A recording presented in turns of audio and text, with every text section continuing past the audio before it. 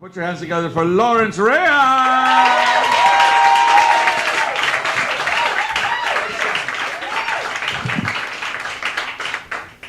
Hi, I'm Lawrence. Hello, Lawrence. Hi. I'm 17. It's not that good. It's not that good. But that means that lately I've been going on a lot of college interviews.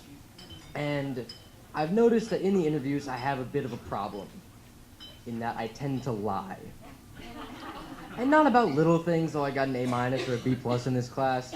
I lie about big things like who I am, where I'm from, who my family is. And worse than that, I get so nervous in the interviews that I start talking like the guy across the table from me. I'll give you an example. I was up in Boston, and the guy looks at me and goes, "So, Lawrence, who are you? Do you have a job? Do you have any brothers and sisters? Who is Lawrence?" And I become Will from Good Will Hunting. I start telling him how I've been working construction with my buddy Morgan, and I'm living at home with my 12 brothers because you know I'm an orphan. And he looks at me and goes, "Really? You got 12 brothers?" And I get defensive about the lie. I'm like, "You're goddamn right I got 12 brothers. I got Marky, Ricky, Danny, Terry, Mikey, Davey, Timmy, Tommy, Joey, Robbie, Johnny, and Brian. Who are you to question whether or not I got 12 brothers, you schmuck?" And saying schmuck ends an interview pretty quickly. I know this because after that he looked at me and goes, "Schmuck? Who says schmuck in Boston? You're not from Boston, you fraud. Get out of here."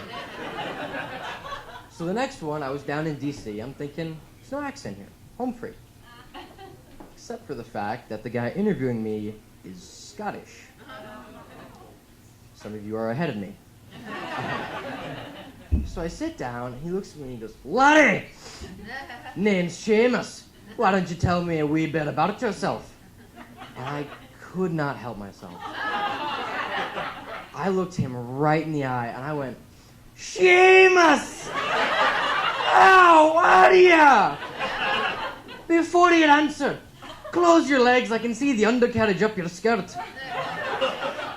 So, I don't think I'm getting into that school, but Seamus and I still email pretty regularly. But the whole college process has gotten me reflecting on, other points in my life. And I remember a time it was better, back when I was a child, about 5 minutes ago.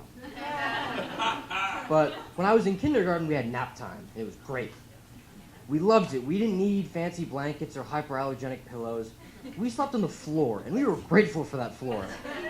We slept right on top of the crayon residue and next to the sawdust from where Susie peed earlier. But then around 5 or 6, they took it away from us. They took nap time away in kindergarten. And now I'm writing my college essay, and one of the topics is, what is the biggest tragedy you've ever overcome? So I've chosen to write mine on this horrific time in my life. And I'd like to read you some of my first draft. Dear Harvard, I think that you should accept me to your university because when I was 6, they took away our nap time. I have clearly suffered the most out of anybody in American history. And that's why you should accept me because I need a safe space and I've developed a gluten allergy from this event. And speaking of suffering, now everything in life is done on your phones. Everything's texting. And girls don't even put words in their texts anymore. They just put these little pictures called emojis.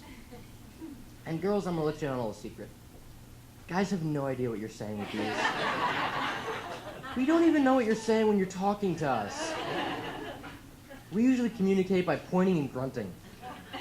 But so now every time I get a text from a girl, I have my 2 idiot friends trying to help me decipher the damn thing. And one of them thinks that no matter what the girl is saying, she's into me. And the other one just has no idea what's going on. So I get a text, and it's a pencil, a piece of paper, and a computer. And the first one goes, "Oh my God, she's planning a trip. Maybe it's the Poconos. I love the Poconos. Oh, the last time I was there, I got bad sunburn, so I wouldn't go there. And the other one's like, "Dude, you idiot. She's writing you a love letter. Pencil, paper, computer. It's not that hard." And the next text I got was a shirt, a sweater, a pair of shoes. pants, sweater, pair of shoes. And first one goes, oh my God, she wants to knit you something. That's so thoughtful. I hope it's not corduroys though. Can you walk and make that like sound? You cannot play hide and seek in corduroys, trust me. And the other one's like, she's sending you clothes.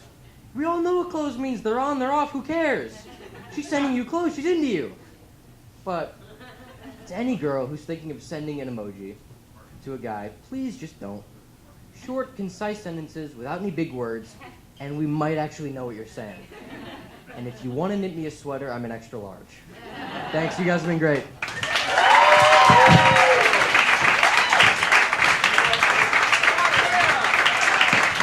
Lawrence Rea! Oh, now they're happy. Lawrence Rea, oh my God, comedy debut. Oh, I know the family is so relieved. They were really scared that you might say something that would embarrass them. And we talk about it at Thanksgiving for years to come. But no, he's a good boy. He did good. He did the work. He's a funny guy. He's a funny guy. I can't get over the fact that he's 17, though. This shirt is 17.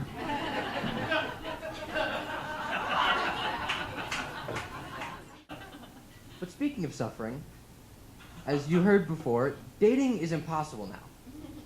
And you need a good wingman when you're 17. And I happen to have the best wingman in the world, my Aunt Sherry, who's here tonight.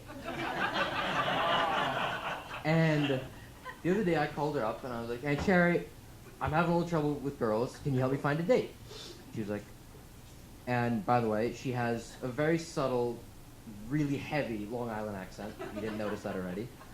So she said, all right, Temple, Saturday, 10 a.m. Look nice. And she hangs up the phone. So we get in Temple, and we're standing in the back. She goes, okay. All my young friends have been telling me about this new thing called Tinder, where you swipe one way if you like someone, you swipe the other way if you do. So what we're going to do is Tinder and Temple. We're going to go front to back, right to left, like we're reading the Torah, all right? You see her in the front, she's got pigtails. You into that? No? You're not into that? All right, fine. Maybe later. So we swipe left on her. It's a big swipe left. You see her over there? She's 32. That's good. No? It's too old? Okay, fine. It's too old. She knows things. All right. We'll swipe left on her, too. Which way do you swipe when you like someone, right? Oh, we're swiping right on her. She's 18. She's gorgeous. Not as gorgeous as you are, obviously. And I've heard she's very nice, hopefully not a little too nice, if you know what I mean. Which is very uncomfortable for your aunt to say to you in a house of God. Thanks, you guys have been great. I'm Lawrence.